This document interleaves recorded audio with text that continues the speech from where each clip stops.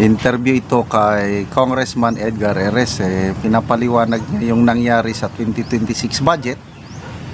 Sabi niya mas malinis ang 2026 budget kumpara sa tatlong naunang taon ng Marcos Jr. Administration, 23, 24, and 25. Kaya lang, nagbabala ang minority deputy leader, sasampahan niya ng kaso sa Supreme Court ang Pangulong Marcos Jr. pag hindi ibineto yung mga unprogrammed funds dahil unconstitutional na yon, sinabi ng mga maestrado sa Korte Suprema. Pakinggan natin. Na budget in 2023, 2024 at 2025. At mas malakas ang minority ngayon, talagang nabusisi namin, inaabot kami ng madaling araw. Kung may nakalusot man lang dyan, very minimal. At madaling ma-check yan ng Oversight Committee pag sa implementation. Pero ang tigas ng ulo ng gobyerno natin, pinasok pa rin yung unprogrammed funds. Ang liwaliwanag doon sinabi ni Justice Hernando doon sa decision ng Supreme Court. Sa PhilHealth, sabi niya, any form of unprogrammed funds, unconstitutional. Wow! So ngayon, pagka hindi binito yan ni Presidente, hindi pa niya naman pinipirma, pero may kahilingan na si si Cardinal David na sana ibito ng Presidente yan. Kung hindi niya ibibito, I'll be forced to file Yun. petition before the Supreme Court questioning the constitutionality of unprogrammed funds. Okay. Salamat, Congressman Edgar Erese.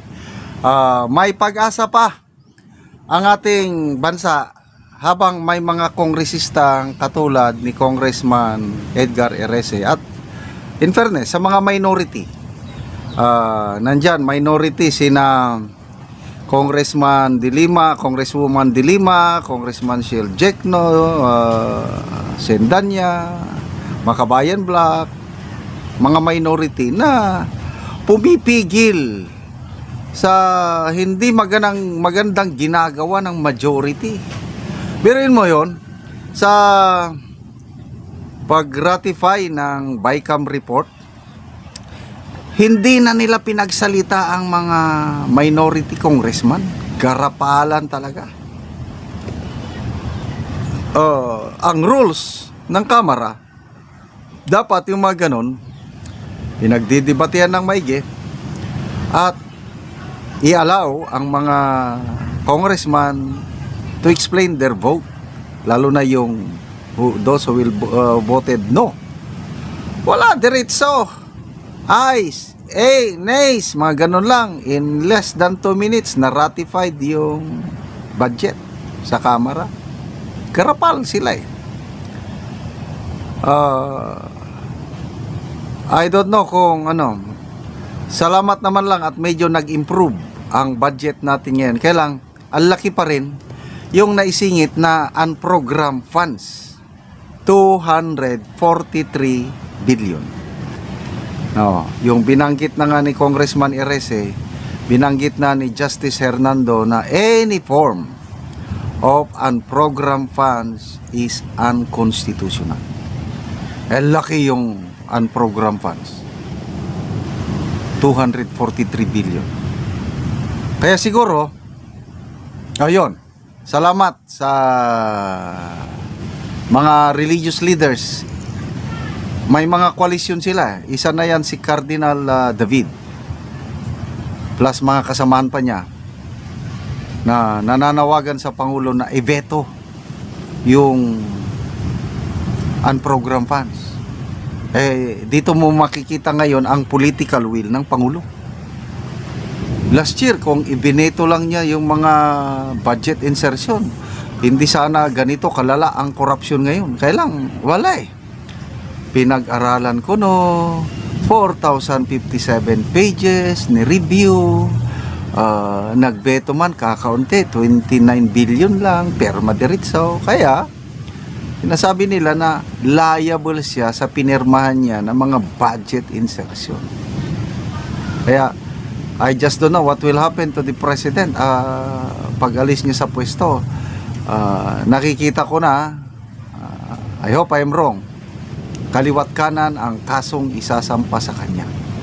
Kaya nga, nandyan na yung kanyang insurance policy, si Ombudsman Boying Rimulya na dedepensa, tutulong sa kanya sa mga kaliwat kanang kaso sa graft and corruption. Tingnan natin, let us to see. So, hanggang ngayon, di pa niya pinag-aaralan pa rin. Kailan kaya niya pipirmahan? So, pag pinirma niya, magkano kaya ang anyang ibebeto? Sana naman, magkaroon siya ng political will to say no dito sa mga unprogrammed funds dahil yan ang isang rason kung bakit hindi pumirma sa ratification ito na, mga minority congressman. Sa Senado naman, Senator Amy and Senator Marcoleta, ayaw din nila yung mga unprogrammed funds na yan. Kaya lang itong gobyerno natin, siguro kakotsaban na rin nila ang nasa executive. Go! Sige, lagyan natin. Go! Sige. So, kung mayroong administrasyon na may record ng pinakamaraming kasong naisampa sa Supreme Court, wala nang iba. Ito na. The only top na chair, Marcos administration. Isa pa lang ang nadidesisyonan, PhilHealth pa lang yun. Hihintayin para natin yung 2025 GAA na pinitisyonan. Although tapos ng 2025, kaya lang malaking sampal sa administrasyong ito pag i-declare pa rin ng Supreme Court na unconstitutional. Then ito na ulit, 2026, nanganganib na naman na sampahan ng kaso. So, hindi na natuto itong administrasyong ito.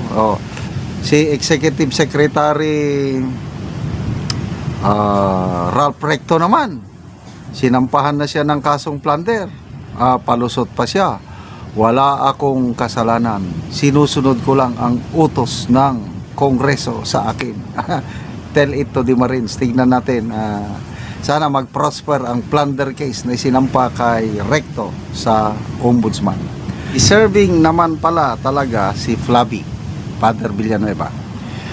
Nagbigay ng pabirong reaksyon ang veteranong broadcaster na si Jay Sonza sa kontrobersya kaugnay ni Father Flavi Villanueva, ang 2025 Ramon Magsaysay Awardee. Matapos mapansin ng ilang netizens na ang umano'y pag-follow ng official Facebook account ng pare sa isang Facebook page na naglalaman ng malaswang content. Sa gitna ng palitan ng opinion sa social media, may nagbibiro, may nagtatanong at may nananawagan ng linaw. Tila hindi nagpahuli si Zonza na magbiro sa sitwasyon. Sa isang post na mabilis din kumalat aniya, deserving din naman pala talaga si Flavi birang 2025 imbes na magsaysay yung Y pinalitan ng L. Yung mahirap malaswa. Hindi ko pwedeng basta magsaysay, tinanggal ang Y, LL ang ganun dahil malaswa yung content na pinapanood daw niya. Grabe.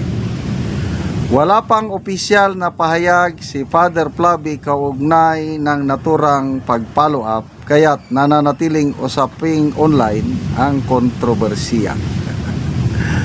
Ay, grabe itong social media ngayon, dalawa lang, pag hindi mo mabantayan, madadala ka sa tukso. May nabasa akong post, medyo nakakaya. Sa buong mundo, nangunguna ang Filipina women sa panonood ng malaswang content, yung pornography. Top viewers ang mga Pilipina. Sabi ko, hala, ganyan ba? So, yung mga nakarang taon, ganun din. Maraming na-addict na mga Pilipino sa mga social media pages na ganito na nakakaano. So, lesson learned sa atin na ang tukso is walang pinipili. Kahit religious leader ka man o ano, pag hindi ka makabantay, si Satanas ang una niyang titirahin yung mga religious leaders. Kasi mahalaga ang papel ng mga religious leaders sa spiritual life ng mga sumasampalataya sa Diyos, at hindi ligtas ang mga pari, hindi ligtas ang mga pastor. So hintayin natin I think pangatlong araw na ito ang pinag-usapan. Halos nauna lang ng kaunti yung issue kay Ombudsman Boying Rimulya, yung isinugod siya sa ospital. Nauna ng mga 2 araw siguro. Ito nang sumunod kay Father Flavi. Nakakapagtaka dahil walang response ang pare. Na dati napakabilis niyang napakabilis, lalo na kung tungkol kay BP Sara ang pinag-usapan, talagang masipag na magkomento, mag-post basta tungkol kay BP Sara. Parang yun na lang ang kanyang yung kanyang hangarin sa buhay, yung batikusin ang mga Duterte. Okay lang naman yan, that's part of democracy, batikusin ang mga Duterte. Kailang, di ba, mas maganda ang napaka-importante kasi ang role ng mga kaparian, lalo na itong si Father Flavi na isang awardee ng Ramon Magsaysay. To me, napaka-prestigious award yung Ramon Magsaysay Award na yan. Bibihirang mapili. So, ano naman kaya ang reaksyon ng Ramon Magsaysay Foundation na silang nagbigay ng award, na itong binigyan nila ng award, ganito ang kanyang gawain sa social media. Importanteng magsalita sana, kasi there are always two sides of a coin. Baka naman yung nag-aakusa gawa-gawa lang. Kaya lang, may mga prueba niyang ipinakita importanteng sagutin na ito ng pare o yung mga kaibigan niya para matimbang-timbang natin kung totoo ba. Again, ulitin natin na hindi tayo ligtas sa mga ganitong mga masasamang content. So itong social media na ito, dalawa, it can either be for good, kasi kung pipiliin mo mga spiritual.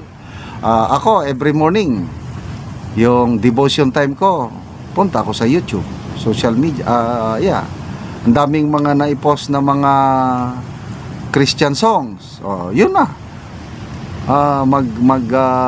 Meditate na ako, mag-worship na ako sa Panginoon using YouTube. Mga di nakakatulong sa akin ang social media dahil nandyan, readily available ang mga music para i-worship ang Panginoon. At the same time, nandyan din, naka-ready naman ang mga malalaswang content na these are things na ayaw ng Panginoon. Sexual immorality. So, ano na kaya ang resulta? Speaking of Father Villanueva, yung kanyang isinampang plunder case laban kay BP Sara, tumahimik ng ombudsman, lalo na ngayon na may kinakasangkutang issue rin si Ombudsman Rimulya kung ano ba ang katotohanan sa kalagayan ng kalusugan ng ombudsman. So good luck po Father Flavi Villanueva Sana marami pang magdarasal para sa iyo kasi nanawagan siya ng dasal. Ipagdasal niyo ako.